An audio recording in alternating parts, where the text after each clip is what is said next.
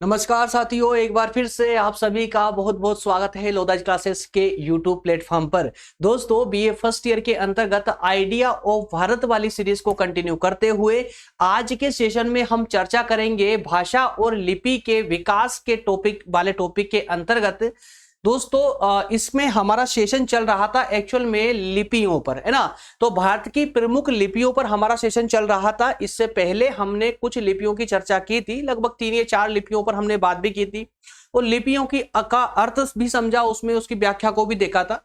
आज के सेशन में जो पिछले वाले भाग में बचा हुआ था, इससे फर्स्ट वाले सेशन में जो लिपियां बच गई थी, है ना, उस पर हम आज के सेशन में चर्चा करेंगे, जो कि कल की क्लास से कुछ ज्यादा लंबी हो चुकी थी, इसीलिए उसको वहीं पर होल्ड कर दिया था।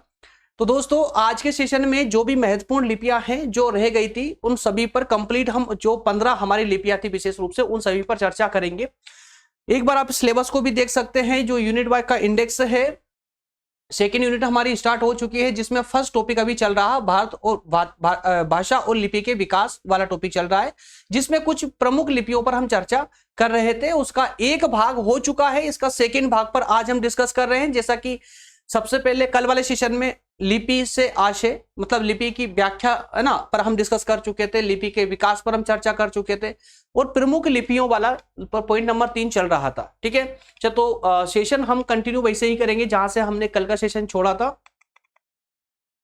पहुंचते हैं जल्दी से वहीं पर। ये देखिए 15 प्रमुख लिपियां जो पहली बार सेशन को अटेंड कर रहे हैं वो देख ले एक बार। इस सेशन में हमें पूरी 15 लिपियों पर चर्चा करनी थी, जिसमें से सिंधु लिपि, ब्राह्मी लिपि, तिगलिरी और खरोष्टी, ये प्रमुख 4 लिपियों पर हम कल के सेशन में चर्चा कर चुके थे और पूरे विस्तार पूर्वक चर्चा की थी, क्योंकि जो इंपॉर्टेंट लिपियां हैं उनको मैंने पहले ही ऊपर रखा हुआ था, है ना, जो एग्जाम में आपसे बार बार पूछी जाती है उनको मैंने ऊपर रखा। उसके बाद में जो बाकी की लिपियां हैं जिनसे कभी कभार प्रश्न आ जाते हैं, जिनकी समझ आपके पास होना चाहिए, वो लिपियां उन पर आज हम डिस्कस करेंगे। हालांकि होती सभी इंपॉर्टेंट है, लगभग पूरी 15 लिपियों की आपको इन पर जो है एक सामान्य सी जानकारी आपके पास कुल मिलाकर के होना चाहिए, जिससे आपको एक बेसिक सी धारणा बन जाए और इनसे संबंधित कभी प्रश्न आ भी जाए तो आप उनका आंसर सटीक रूप से दे पाए, है ना।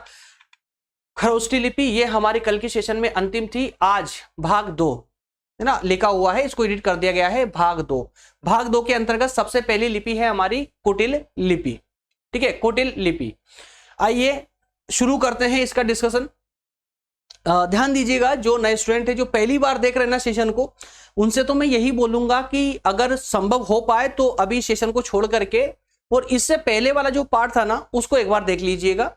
उसको देखने से आपका पूरा एक व्यू बन जाएगा और एक बेसिक सी जो एक धारणा होती है ना लिपियों को लेकर के, भाषा और लिपियों को लेकर के, वो आपके अंदर डेवलप हो जाएगी, ताकि आपको इस टॉपिक में, पूरे टॉपिक में आपको कहीं से कहीं तक प्रॉब्लम ना आए, है ना। और दोस्तों, आइडिया ऑफ भारत की सीरीज में कुछ कमेंट आए थे, उसके लिए बता रहा हूं मैं। आइडिया ऑफ भारत वाली सीरीज में पॉसिबल नहीं है कि हम 15-20 मिनट का लेक्चर आपके लिए लेकर आ पाए, है ना। इसमें समय मैं खुद नहीं देख पा रहा हूं, डिसाइड नहीं कर पा रहा हूं, क्योंकि इसके सेशन चलेंगे लंबे ही। क्योंकि आइडिया ऑफ भारत सिर्फ नाम है, एक्चुअल में आप भारत की प्राचीन संस्कृति का अध्ययन कर रहे हैं और प्राचीन संस्कृति को एक्सप्लेन करने में समय लगता ही लगता है। चाहे कंटेंट कम होगा तो भी उसको अगर एक्सप्लेन करना है या स्टूडेंट के मस्तिष्क में प्रवेश करवाना है, समझाना है उसको अच्छे से, तो इसमें समय लगता है। और इसी कारण से क्लासेस लंबी चल रही है। कोई क्लासेस 1 घंटे की भी हो रही है, कुछ 40 से लेकर के 50 मिनट के बीच में तो क्लासेस सभी, लगभग सभी क्लासेस आपको इसी टाइम में मिलने वाली है। आइए कुटिल लिपि पर चर्चा करते हैं। अगली लिपि में फिर से बता रहा हूं, इससे पहले 4 लिपियों पर हम चर्चा कर चुके हैं, ये 5वीं लिपि पर यहां से प्रारंभ कर रहे हैं। क्लियर है? आइए, कुटिल लिपि नाम याद रख लिए। कुटिल लिपि 6वीं से 9वीं शताब्दी तक लगभग पूरे उत्तर भारत की जो गुप्त लिपि हुआ करती थी, उसी का परिवर्तित रूप इसको माना जाता है। ध्यान दीजिएगा, एक एक बात में समझा चल रहा हूं, पढ़ के भी बता रहा हूं, समझाते भी चल रहा हूं। 6वीं शताब्दी से लेकर के 9वीं शताब्दी के बीच का जो काल रहा था, कौन से 6वीं शताब्दी से 9वीं शताब्दी के बीच का जो समय रहा था, इस समय में लगभग पूरे उत्तर भारत में, है ना, उत्तर भारत में जम्मू कश्मीर की तरफ, तो उत्तरी भारतवर्ष, उत्तर कौन सा, जम्मू कश्मीर आएगा भारत का, लेकिन उत्तर भारत सिर्फ जम्मू कश्मीर नहीं है, बल्कि उत्तर भारत में बहुत से क्षेत्र आते हैं, जैसे आपका बिहार से लेकर के बिहार, उत्तर प्रदेश है ना, पंजाब भी उत्तर भारत में आएगा, लगभग राजस्थान का क्षेत्र भी आपका उत्तर भारत में ही आता है। तो ऊपर का जितना भी हिस्सा है भारत का वो पूरा उत्तर भारत कहलाता है। तो उत्तर भारत की एक गुप्त लिपि पहले प्रचलित थी और उसी गुप्त लिपि का परिवर्तित रूप ही है कुटिल लिपि। इसीलिए इस लिपि को दोनों नामों से जाना जाता है। कौन कौन सी? कुटिल लिपि और गुप्त लिपि, दो नाम है इस लिपि के। तो इस लिपि के अक्षरों के सिर बहुधा ऐसे ठोस और त्रिकोण चिन्ह के होते हैं, परंतु कभी कभी छोटी सी आड़ी लकीर से भी ये बनाए जाते हैं। आप इसके आकृतियों को देख करके अंदाजा लगा सकते हैं। जैसा लिखा हुआ है वैसा यहां पर आपको दर्शित भी होगा। क्या लिखा हुआ है कि इस लिपि के जो अक्षर है ना, उन अक्षरों के जो सर है वो ठोस त्रिकोण टाइप के हैं, त्रिकोण टाइप के हैं, है ना, त्रिकोण टाइप के। लेकिन कभी कभी इनकी आकृतिक आड़ी लकीर भी है। वो आड़ी लकीर संभवतः हो सकता है कि वो उसकी मात्राएं हो, उसकी मात्राएं हो। जैसे ये आड़ी लकीरें जिसमें दिख रही है, ये आड़ी लकीरें जो इसमें दिख रही है, ये संभवतः हो सकता है कि इसकी मात्रा है। ठीक है ना। तो इस हस्तलिपि की सबसे बड़ी विशेषता यह है कि इसमें अंत में पूरी वर्णमाला दी गई है, आखिरी में इसकी पूरी वर्णमाला दी गई है, जिसके कारण से इसको पढ़कर के समझना आसान हो पाया हमारे दार्शनिकों के द्वारा। इसे देखने से पता चलता है कि इस लिपि के बहुत से अक्षर नागरी लिपि से मिलते हैं, नागरी लिपि से मिलते हैं। कुटिल लिपि का अर्थ, तो इसमें कितनी बातें आपको जानने योग्य है। सर्वप्रथम 6वीं से 9वीं शताब्दी के बीच में उत्तर भारत की एक लिपि थी उस समय प्रचलित, गुप्त लिपि के नाम से। उसी का परिवर्तित कहें या उसका विकसित रूप कहें, कौन सी लिपि कहलाई? कुटिल लिपि। इसी कारण से इस लिपि को दोनों नामों से जाना जाता है, कुटिल लिपि के नाम से और गुप्त लिपि के नाम से भी। ठीक है ना। इसके अक्षर ठोस त्रिकोण चिन्ह के होते हैं, लेकिन कभी कभी इसमें आड़ी लकीरें भी पाई जाती है। और इस लिपि की सबसे बड़ी विशेषता यह है कि इसके आखिरी में पूरी वर्णमाला दी गई होती है। और इसे देखने से यह पता चलता है कि इसके बहुत से अक्षर नागरी लिपि से मिलते जुलते हैं। क्लियर है यहां तक का? ठीक है ना। तो हमारे जो विद्वान रहे हैं, पूरा लिपिविद जो रहे, पूरा लिपिविद मतलब कि लिपियों के जो विद्वान रहे हैं, उन्होंने इसे न्यून कोणीय लिपि कहा है। क्या कहा है? न्यून कोणीय लिपि। न्यून कोणीय लिपि क्योंकि अगर प्रत्येक अक्षर को आप देखिए, इसमें अंदर ही अंदर एक कोण बन रहा है, इसमें अंदर ही अंदर एक छोटा सा कोण बन रहा है। प्रत्येक अक्षर में एक न्यून कोण बनेगा और इस न्यून कोण के कारण ही इन विद्वानों ने इसको क्या कह दिया? न्यून कोणीय लिपि का नाम दिया था। क्लियर है। तो इस लिपि के सिद्ध मात्रक, इस लिपि को सिद्ध मात्रक लिपि भी, मात्रका लिपि भी कहा जाता है। सिद्ध मात्रका लिपि भी कहा जाता है। किसको? कुटिल लिपि को। 3 नाम इसके हो चुके हैं। एग्जाम में आप लोग कंफ्यूज नहीं होंगे। एग्जाम में विशेष करके जो ऑब्जेक्टिव टाइप क्वेश्चन आते हैं एग्जाम में कुछ नंबरों के, वहां पर आपसे पूछा जा सकता है कि कुटिल लिपि के अन्य नाम कौन से हैं। वहां पर आपसे गुप्त लिपि नाम भी पूछा जा सकता है या सिद्ध मात्रका लिपि भी पूछा जा सकता है। तो कंफ्यूज नहीं हो, इसीलिए तीनों नाम यहां पर ढंग से अच्छे से देख लीजिए, इनको समझ लीजिए। आइए अगले लिपि पर बात करते हैं। अगली लिपि है नागरी लिपि। कौन सी? नागरी लिपि। नागरी लिपि, अब इस लिपि से तो लगभग आप सभी लोग परिचित हैं, नागरी लिपि, क्योंकि इसका हम इस्तेमाल करते हैं। जो डेटा लिखा हुआ है किस में लिखा हुआ? नागरी लिपि में लिखा हुआ, नागरी या देवनागरी लिपि, है ना। तो गुप्त और कुटिल लिपियों से 8वीं शताब्दी में नागरी या देवनागरी लिपि का विकास देखने को मिलता है। अब यहां से आपको एक बात अच्छे समझ आनी चाहिए कि नागरी या देवनागरी लिपि का विकास किस लिपि से हुआ है? तो वो गुप्त या कुटिल लिपियों से ही इसका विकास हुआ है। और इससे पहले भी हमने ये भी देखा था कि जो कुटिल लिपि है उसके कुछ अक्षर नागरी लिपि से मेच खाते हैं, उनके समान दिखते हैं, देखने में से नजर आते हैं। तो इसी आधार पर विद्वानों ने यह अंदाजा लगाया है कि गुप्त और कुटिल लिपि का ही विकसित रूप जो है वो नागरी या देवनागरी लिपि है। इस लिपि की प्रमुख विशेषता यह है कि इसके अक्षरों के सिरों पर रेखाएं इतनी लंबी है जितने अक्षरों की चौड़ाई होती है। सिंपल है, जब भी आप लिखते हैं तो देखिए अक्षर लिखा हुआ है, इसके ऊपर जो लकीर खींची हुई है, लाइन खींची हुई है, कितनी कितनी लंबी लाइन खींची हुई है? जितनी उस अक्षर की चौड़ाई है ना, जितनी उस अक्षर की चौड़ाई है प्रत्येक अक्षर की। तो एक मत के अनुसार, कुछ विद्वानों के अनुसार कह सकते हैं, गुजरात के नागर ब्राह्मणों के द्वारा सबसे पहले इसका प्रयोग किया गया था। गुजरात के नागर ब्राह्मणों के द्वारा, और इसी कारण से नागर ब्राह्मणों के प्रयोग के कारण ही इसका नाम नागरी पड़ गया। दक्षिण के, अगर दक्षिण की बात करें तो दक्षिण के विजयनगर क्षेत्र के, विजयनगर राज्य के जो राजा थे, है ना, विजयनगर राज्य के जो राजाएं थे, उनके दान पत्रों पर भी इस लिपि का प्रयोग किया गया था, और इस लिपि का प्रयोग करते हुए उसको क्या नाम दिया गया था? नंदी नागरी। क्या नाम? नंदी नागरी नाम दिया गया था। दक्षिण की बात कर रहे हैं ना।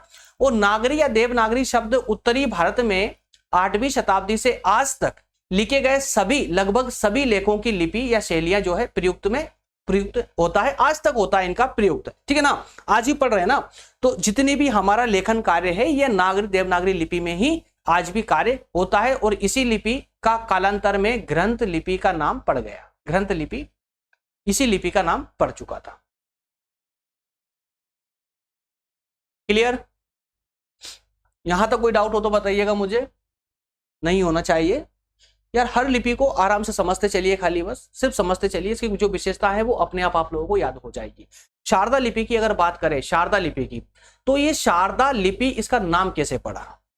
अगली लिपि है आपकी शारदा लिपि। तो शारदा लिपि नाम कैसे पड़ा? दोस्तों, शारदा लिपि की उत्पत्ति ही कहां पर? कश्मीर में हुई थी, और कश्मीर की आराध्या देवी का नाम है शारदा।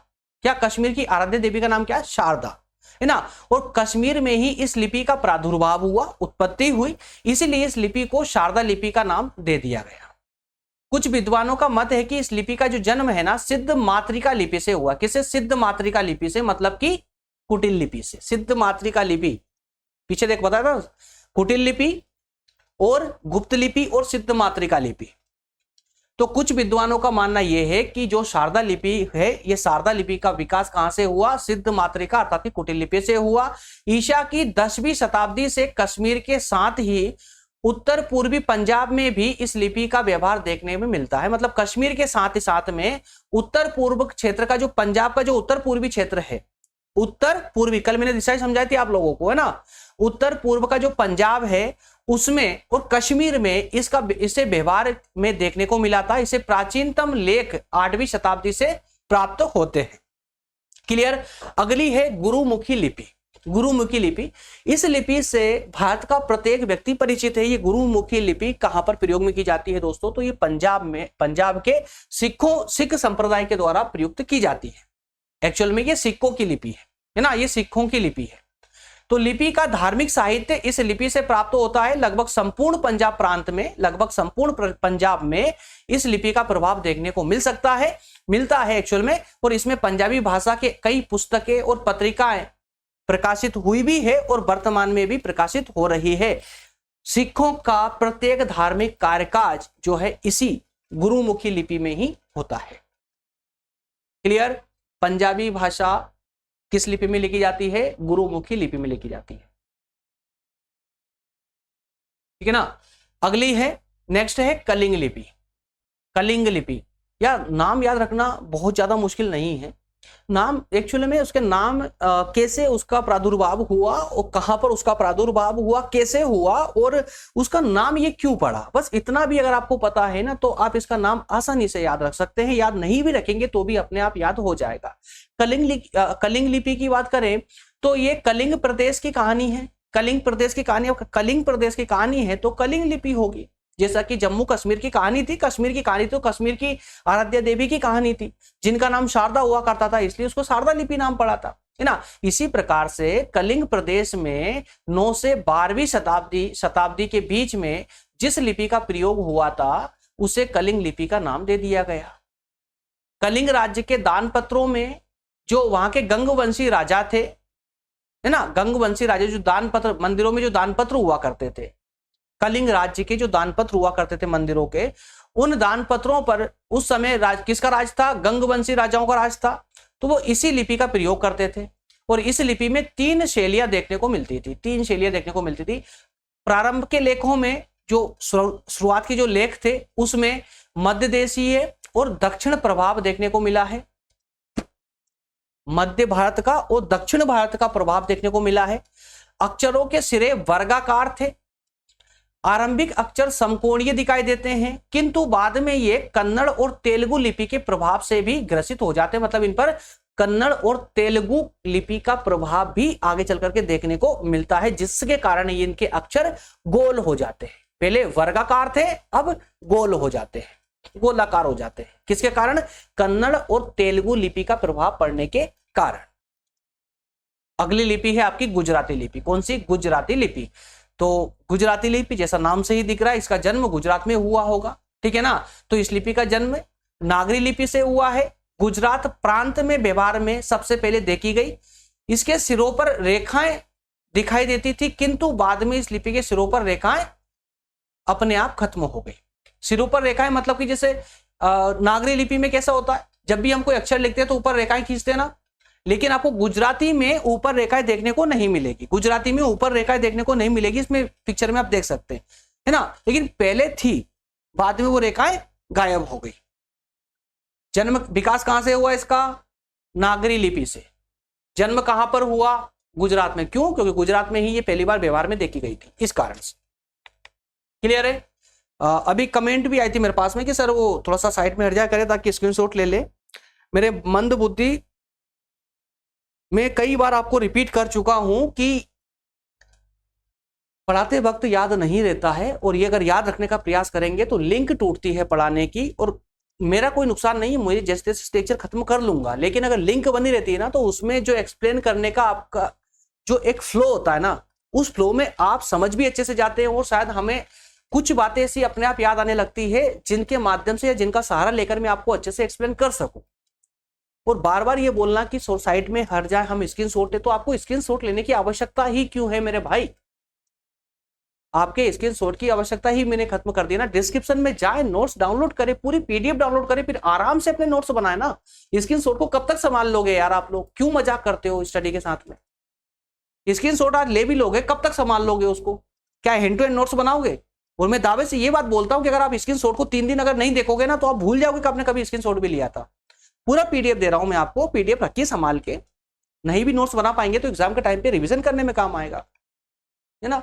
ज्यादा बोलने का मौका मत दिया करो यार, थोड़ा सा अपने ना खुद का भी प्रयास। हाँ, कुछ नए स्टूडेंट आते हैं, हालांकि वो बोलते हैं, उनको भी मैं बोलूंगा सेशन प्रारंभ से देखोगे ना तो आपको कोई तकलीफ नहीं आएगी। स्टार्टिंग में 2-3 मिनट में आप लोगे, इसीलिए लेता हूं ताकि जो नए स्टूडेंट आए वो बीच में आगे चल के ना टोके कि सर ये कर दीजिए, वो कर दीजिए, पीडीएफ कहाँ मिलेगा, क्लास कैसे ज्वाइन करें वगैरह फलान ढिंग का। ये सारी बातें मैं इसीलिए, आप में से बहुत सारे बोलते हैं ना कि स्टार्टिंग में सर आप बहुत सारा टाइम दे देते हो, तो मैं इसलिए आप लोगों को टाइम देता हूँ जो नए स्टूडेंट है, ताकि आगे चलकर कोई सवाल खड़े इस प्रकार के सवाल ना करे, है ना। कॉलेज स्टूडेंट हो यार, कॉलेज स्टूडेंटों की तरह सवाल करो, मैटर पे सवाल करो, सवाल में दम होना चाहिए। ऐसे क्या बच्चों की तरह सवाल करते हो? चलिए, अगली लिपि है आपकी ग्रंथ लिपि।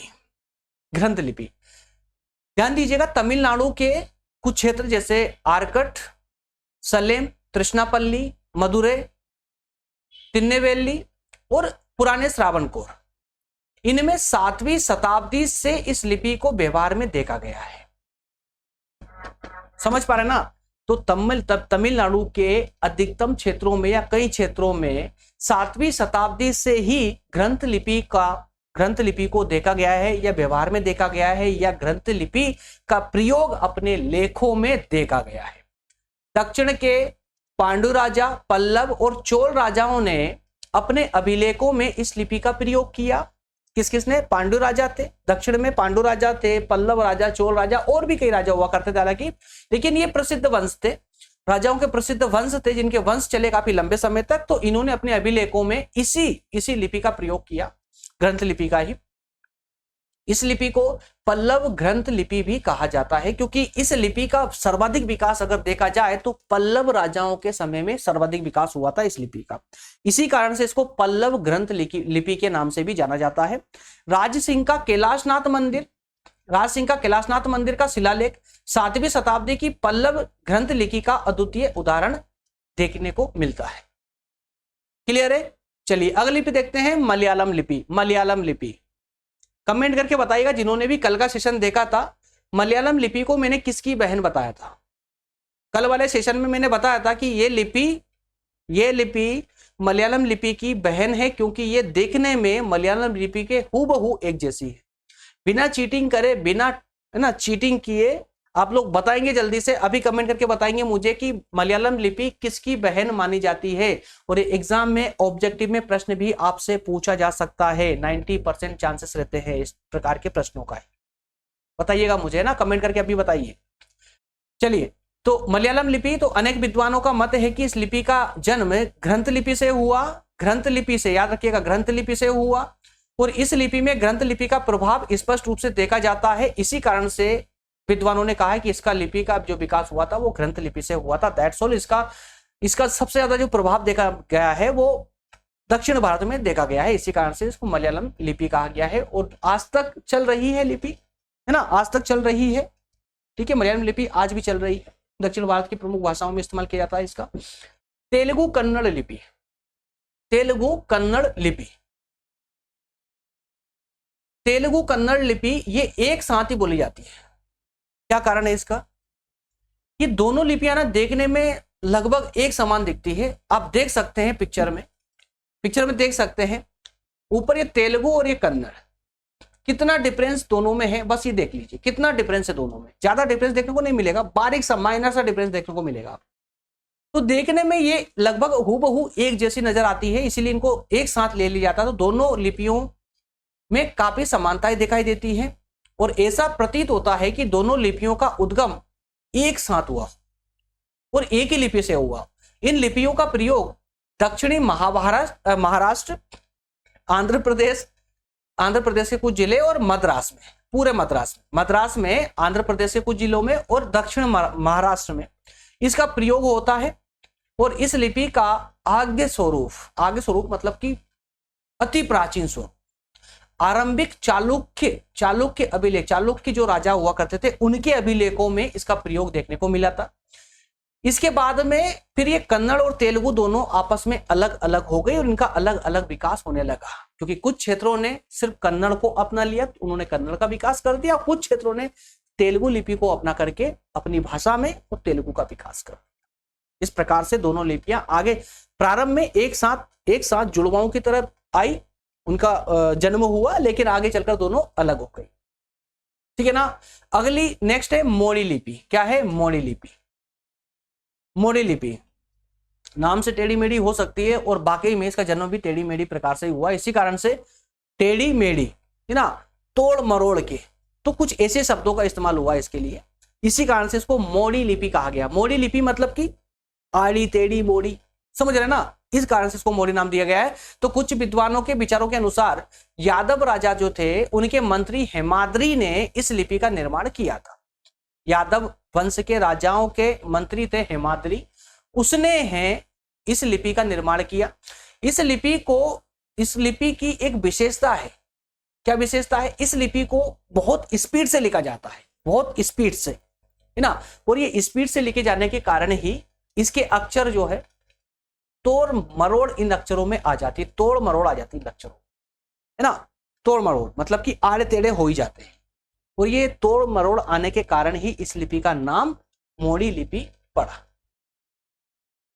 शिवाजी और पेशवाओं के शासनकाल में इस लिपि का खूब डटकर प्रयोग होता था। क्लियर है? शिवाजी और पेशवाओं के शासनकाल में इस लिपि का बहुत प्रयोग हुआ। आइए अंतिम लिपि की ओर बढ़ते हैं, बंगला लिपि। बंगला लिपि, गलती से मिसप्रिंट मत कर दिएगा, बांग्ला मत कर दीजिएगा, बंगला लिपि इसको बोलते हैं, इसका नाम बंगला लिपि है। बंगला लिपि संभवतः बंगाल में इसका प्रयोग किया जाता है। बंगला और असमिया, है ना, बंगला और असमिया, और ये दो प्रकार की जातियां भी पाई जाती है। याद रखिएगा, पूर्वी भारत में दो प्रकार की जातियां भी पाई जाती है, बंगला और असमिया, है ना। तो बंगला और असमिया लिपि में बहुत अधिक समानता देखी जाती है। इन दोनों लिपियों का विकास एक साथ हुआ है, ठीक है ना, जैसे कन्नड़ और तेलुगु का। तो पूर्वी भारत में 11वीं शताब्दी के लेखों में पहली बार बंगला लिपि की झलक देखने को मिली थी। कब? 11वीं शताब्दी की जो लेख हैं, जो लेख प्राप्त हुए, उन लेखों में पहली बार बंगला लिपि देखने को मिलती पूर्वी भारत में। पूर्वी भारत मतलब पश्चिम बंगाल हमारा, है ना। और 8वीं शताब्दी में गोंड जो बंगाल में है, देश में, बंगाल है ना, गोंड देश में पाल राजाओं का शासन प्रारंभ हुआ। 12वीं शताब्दी के लेखों में हमें पहली बार बंगला लिपि अपनी स्वतंत्र विशेषताओं को ग्रहण करती हुई दिखाई देती है। ठीक है, अब बताइएगा मुझे यहां पर बाकी की जो भी हमने लिपियां यहां डिस्कस की है, क्या इनमें कहीं से कहीं तक कोई डाउट बचा है? यार देखिए, कितना करना है और कैसे करना है ये भी मैं आपको साथ साथ बताते चल रहा हूं। कितना करना है, ये जितना स्लाइड में है बस उतना करना है, इससे बाहर नहीं जाना है। दूसरी बात, कैसे करना है? इंटरलिंकिंग कीजिए। नाम याद करना है तो नाम डायरेक्टली मत रटिए किसी भी लिपि का, बल्कि रटने की अपेक्षा क्या करेंगे आप लोग, उसका नाम के पीछे का कारण देखिए। जब उसका नाम के पीछे का कारण पता होगा ना, अब जैसे बंगला, नाम से कैसे दिख रहा है बंगला, मतलब कि कहीं ना कहीं ये बंगाल की भाषाओं से मैच करती है, बांग्लादेश है ना। तो इस परिप्रेक्ष्य में चूंकि हम तो भारतीय लिपियों की बात कर रहे हैं, तो बांग्लादेश में क्यों जा रहे हैं हम लोग? तो बांग्लादेश से थोड़ा सा और आ जाइए पास में, तो आप पूर्वी भारत में पहुंच जाएंगे, मतलब पश्चिम बंगाल में पहुंच जाएंगे, तो भारत का एक राज्य में पहुंच जाएंगे। कहीं ना कहीं उसी भाषा, मतलब वहीं पर ही इस भाषा का विकास। और कहीं ना कहीं जब बंगला और असमिया की मैं बात करता हूं, तो बंगला और असमिया ये जो दो प्रकार की जनजातियां हैं, ये भी आपको इस लिपि का नाम याद रखवाने में आपकी सहायता करेंगे। अब कहानी है 11वीं शताब्दी की और 8वीं शताब्दी की, क्या है दैट्स ऑल, हो गया आपकी पूरी कंप्लीट लिपि। प्रत्येक लिपि को इसी प्रकार कारण ढूंढिए, है ना, क्यों, कैसे, कब, ये तीन का जवाब ढूंढ लीजिए, अपने आप हर चीज आपको याद होती चली जाएगी। ठीक है ना। चलिए, निष्कर्ष रूप में कुछ भी नहीं देखना है, सिंपल सा है कि जितनी भी लिपियां हमने यहां डिस्कस की है, एक और विश्व के कई देशों के लिए मार्गदर्शन का कार्य करती है। जितनी भी भारतीय लिपियां हैं, ये विश्व के पूरे संपूर्ण विश्व के लिए एक मार्गदर्शन का कार्य करती है। वहीं अनेक लिपियां ऐसी भी है जिन्हें आज तक पढ़ा नहीं जा सका। कई लिपियां है, हमने सिर्फ सिंधु लिपि देखी जिसको पढ़ा नहीं जा सका, लेकिन ऐसी भारत में और भी कई लिपियां हैं जिनको आज तक नहीं पढ़ा जा सका। कई भारतीय लिपियां प्राचीन होने के कारण भाषाविदों के लिए आज तक चुनौती बनी हुई है, उनके लिए रहस्य बनी हुई है कि ये लिपियों का अर्थ क्या है ना, पढ़ नहीं पाए हैं अभी तक। क्लियर है? इस प्रकार से दोस्तों हमारा ये वाला पार्ट अब हो जाता है कंप्लीट, डेफिनेटली कंप्लीट हो जाता है। अगले सेशन में हम सेकेंड यूनिट में ही चर्चा करते हुए अब बात करेंगे भाषा पर। क्लियर है? भाषा पर, लिपि पर चर्चा हो चुकी, अब हम भाषा पर बात करेंगे और भाषा पर संभवतः कोशिश करेंगे कि एक ही लेक्चर में भाषा वाला कंसेप्ट कंप्लीट हो जाए। लेकिन मैंने बताया ये आइडिया ऑफ भारत प्राचीन संस्कृति है, इस पर हम कुछ नहीं कर सकते, विशेषकर समय को लेकर के। समय जो बोलेगा वही करना होगा, समय के विरुद्ध नहीं जा सकते, समय के विरुद्ध नहीं जा सकते। ठीक है ना। चलिए, तो मिलते हैं अगले सेशन में दोस्तों। और जिनको भी डायरेक्टली जुड़ना है हमारे साथ में, व्हाट्सएप ग्रुप, इस नंबर पर आप अपने रिक्वेस्ट सेंड कर सकते हैं व्हाट्सएप ग्रुप ज्वाइन करने के लिए। बाकी टेलीग्राम पर लोधाजी क्लासेस टाइप करेंगे तो आपको लोधाजी क्लासेस नाम का एक ग्रुप मिल जाएगा, जहां पर ये लोगो लगा होगा, है ना। लोगो, इस लोगो वाले ग्रुप को ज्वाइन कर लेंगे तो आपको सभी सेशन वहां पर विद नोट्स प्राप्त होते रहेंगे। और सेपरेटली पढ़ना चाहते हैं आप, फर्स्ट ईयर वाले अलग, सेकेंड ईयर वाले, थर्ड ईयर वाले, तो अलग अलग ग्रुप आपको व्हाट्सएप ग्रुप पर भी, इस व्हाट्सएप पर ग्रुप बनाए गए हैं। 2 ऑप्शन है व्हाट्सएप ग्रुप ज्वाइन करने के, किस प्रकार से आप करना चाहें वो आपकी चॉइस है। एक, इस नंबर पर रिक्वेस्ट सेंड करके, थोड़ा समय लग सकता है, वेट करना पड़ सकता है। और तुरंत हैंड टू हैंड आप ज्वाइन होना चाहते हैं तो इसी लेक्चर की डिस्क्रिप्शन में लिंक दी गई है, उस लिंक पर क्लिक कीजिएगा। जो भी ग्रुप, बीए फर्स्ट का अलग है, सेकंड थर्ड का अलग अलग ग्रुप है, जिस ग्रुप को आपको ज्वाइन करना है उस पर क्लिक करेंगे आप तो ग्रुप में ऐड हो जाएंगे। मिलेंगे अगले सेशन में दोस्तों, तब तक आप सभी का बहुत बहुत धन्यवाद। Thank you.